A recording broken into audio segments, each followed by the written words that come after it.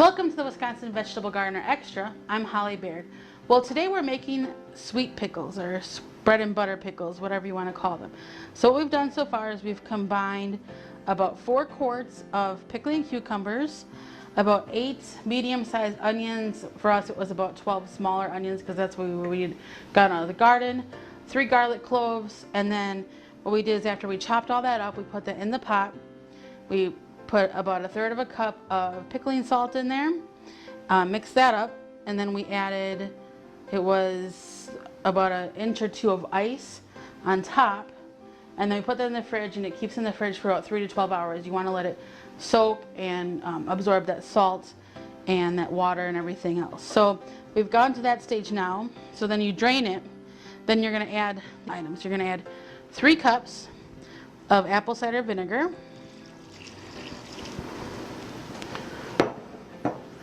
4 cups of sugar,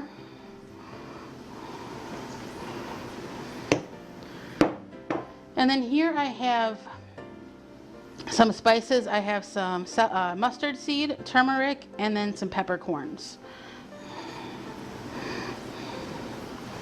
And you're just going to stir it up here.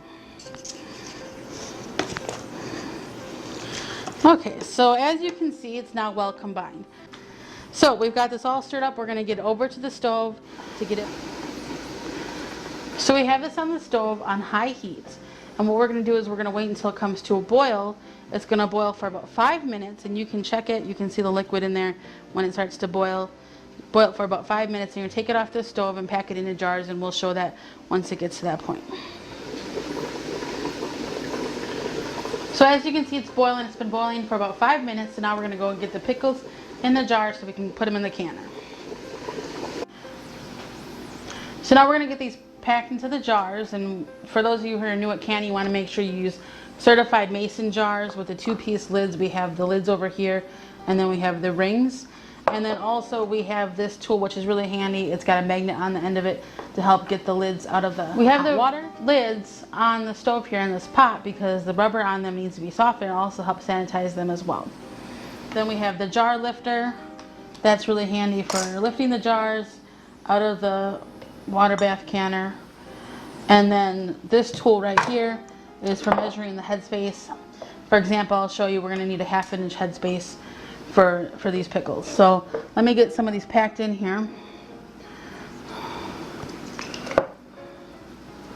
Okay. And then also I just want to let you guys know that if you're new to canning, doing pickles is really, really easy. It's one of the easiest things, I would say probably the easiest thing to can. So, you know, if you're new to canning, you're not quite sure, you got a lot of cucumbers, maybe you have a lot of beets. Pickled beets are really good too.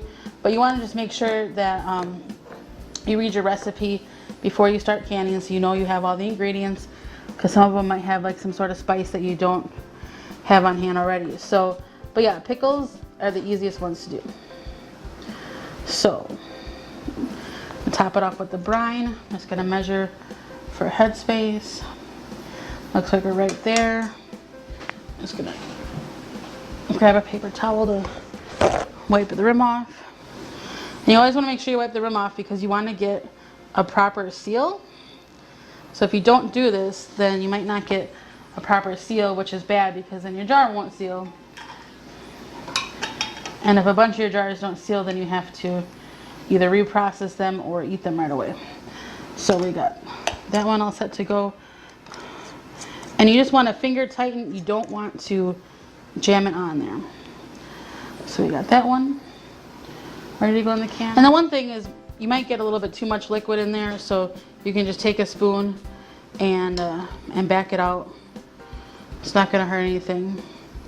And then also, let me just measure this real quick. Once you measure for your headspace, you want to get the air bubbles out. And the easiest thing I've discovered is that if you take one of these wooden skewers that you can buy for making like kebabs or whatever on the grill, if you just take it and run it along the outside of the jar, it'll slide in there real nice, and it'll just get rid of the air bubbles just so that you get better seal.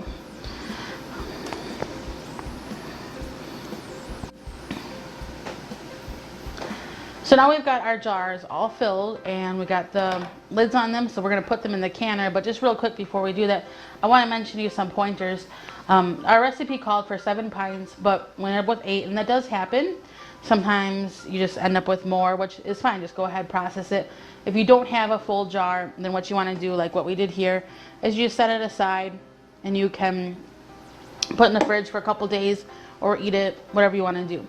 Another thing I always like to recommend, because all these items, everything you can has processing time, I recommend using just a simple kitchen timer. Even cell phones have timers on them now, but simple kitchen timer just really helps make you remember, you know, has it been 10 minutes, has it been 8, I don't know.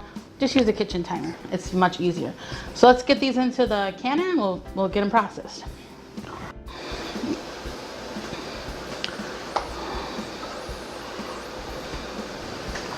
So we're just gonna get these pulled out here.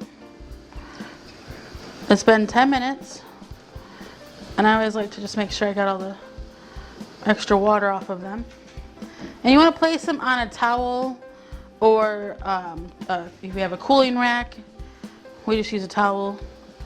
It just is, because if your counter, your table is cool, the hot jars could crack if they sit on there. So you wanna just make sure you place them on there.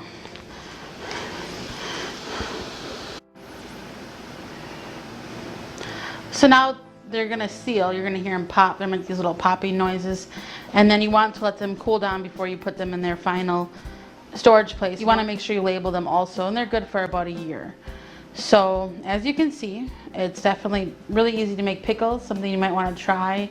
Maybe you don't know what kind of pickles you like, or you've never made pickles before, you can try different recipes, but we'll have this listed on our webpage and we'll link it on our show notes as well. So again, this is Holly Baird, and this has been a Wisconsin Vegetable Gardener Extra.